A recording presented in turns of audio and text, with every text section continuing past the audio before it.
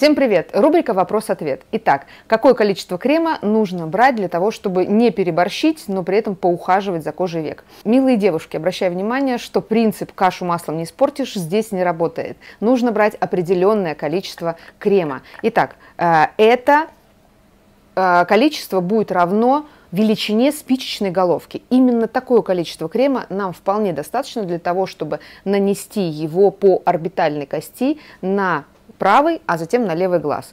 Обращаю ваше внимание, что вот эту крышечку-колпак вы сохраняете в течение всего времени использования крема. Это где-то 2-3 месяца у вас будет ежедневного использования 2 раза в день. И обязательно используйте вот этот дозатор, потому что таким образом мы будем сохранять качество нашего крема. Итак, мы берем небольшое количество средства со спичечную головку, и далее мы подушечкой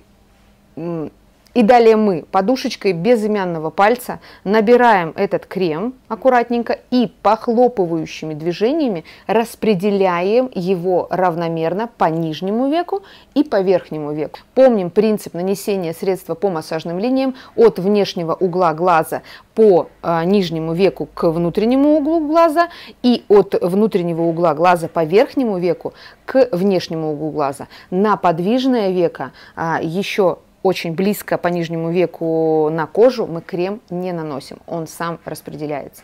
Вот такие простые принципы.